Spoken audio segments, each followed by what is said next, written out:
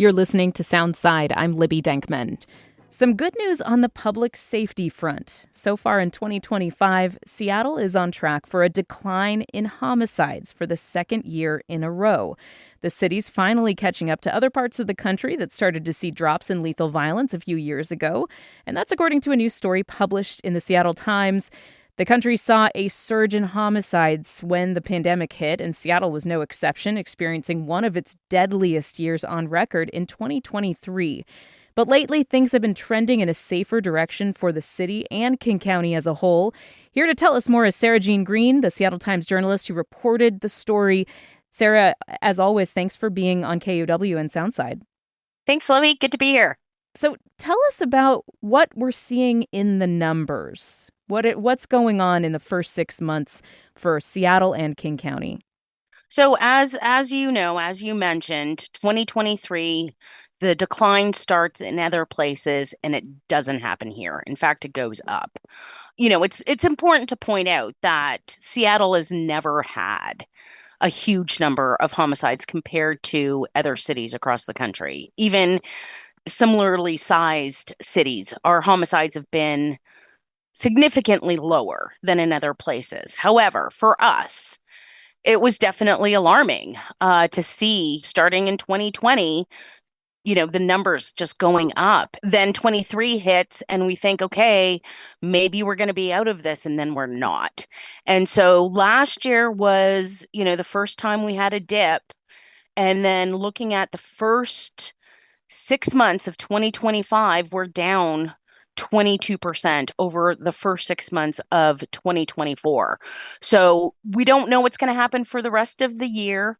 Hopefully, this trend will continue. Typically, the summer months, the third quarter, July, August, September, are our bloodiest months. And that's, there's a seasonality to it for sure. More people are out and about. People are having barbecues and picnics and what have you, and that just increases the chance of an encounter or somebody getting mad and pulling a gun or what have you. So we still have to see how the rest of the year goes, how the rest of the summer goes, but it's definitely encouraging.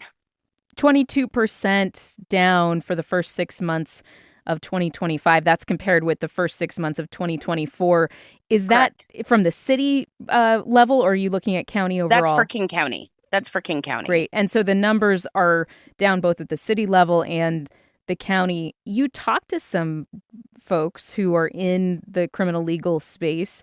What are you hearing when it comes to theories about why Seattle is finally seeing this drop when it lagged the rest of the country for a while?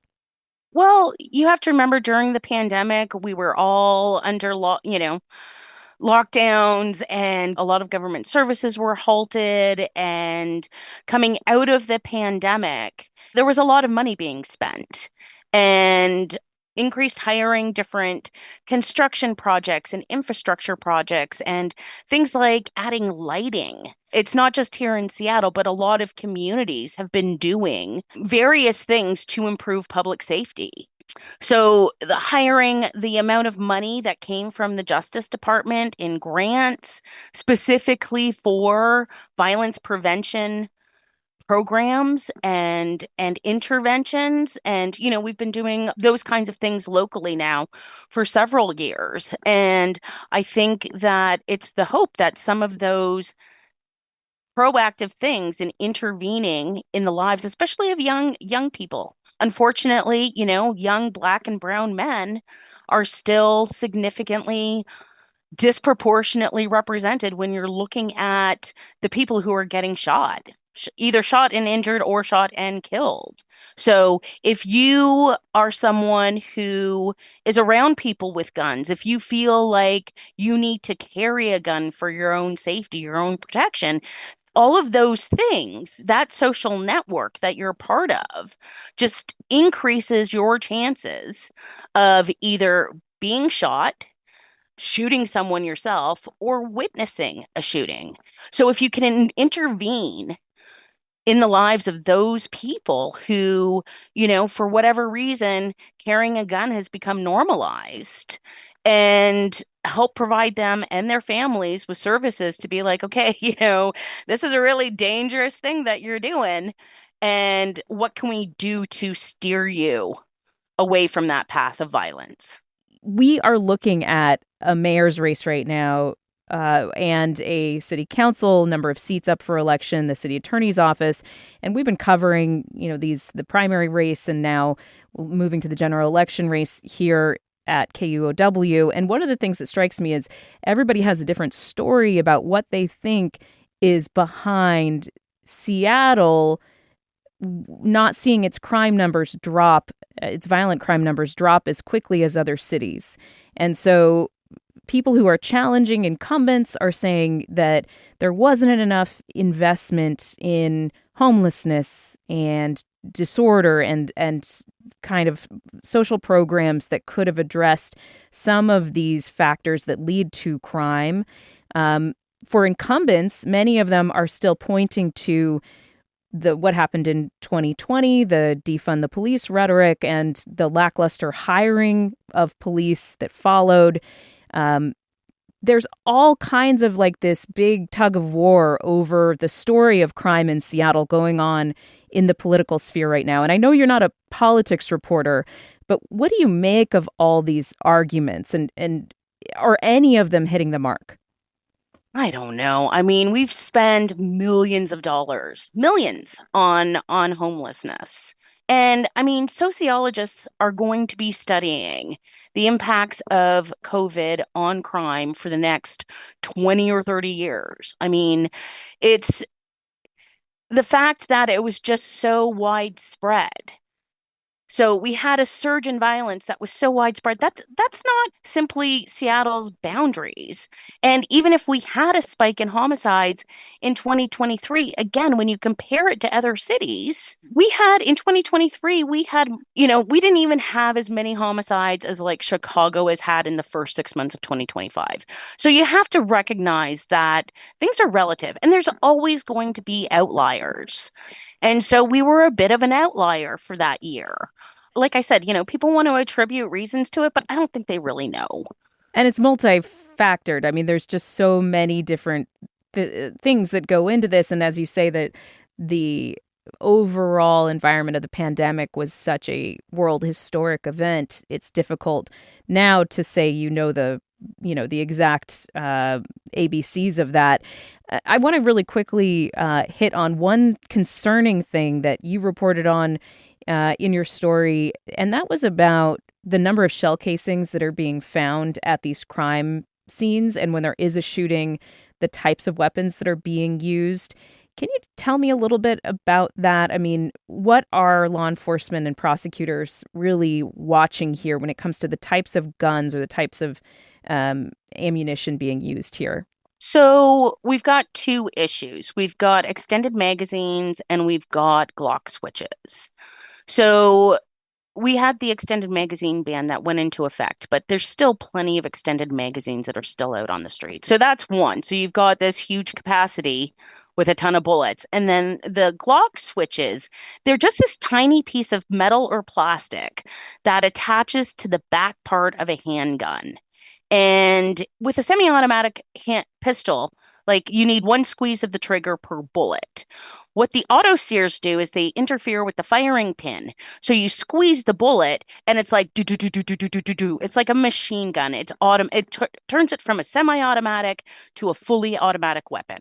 Now, from what I understand from talking to police sources is that the Glock switches, because of the velocity of the bullets, the gun becomes very difficult to aim. And so you're spraying bullets all over the place.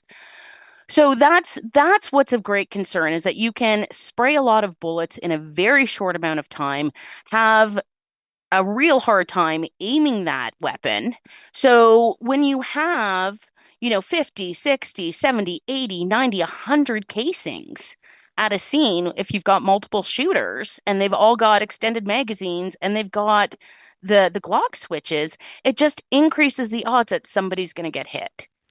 I'm talking with Sara Jean Green with the Seattle Times. Before we go, what do you think about the next 6 months? I mean, we've talked about The first half of the year being a good trend for Seattle and King County and public safety when it comes to the number of murders. Do you think the lower homicide rate is going to last, or do your sources think that it'll last?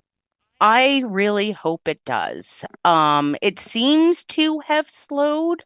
I mean, I'm knocking on wood here because, what you want to see is more and more days between homicides. That to me is when we can go 30 days or 40 days without a homicide. I kind of hold my breath a little bit because you want to see those longer periods of time when somebody isn't being killed. One thing that we haven't talked about is the role of Harborview in Seattle and how that impacts our community. I mean, having a regional trauma one center in the middle of our city has really kept our homicides down. Those doctors save so many lives. And then not only that, but all of the efforts that police in King County have done to train their officers as EMTs. Not all of their officers. All of the officers get some basic first aid training. But then a lot of the departments have officers who are certified EMTs. And then our fire department, they have blood. And so once they go to a critical incident, like a shooting, they are able to start giving that person blood on their way to Harborview before they even make it to the ER. So there's a lot that this community, has invested in that are increasing the chances of survivability. I just really appreciate that you're reporting on, a good trend here. And sometimes it feels like we, as journalists, are always focused on what's bad and what's broken.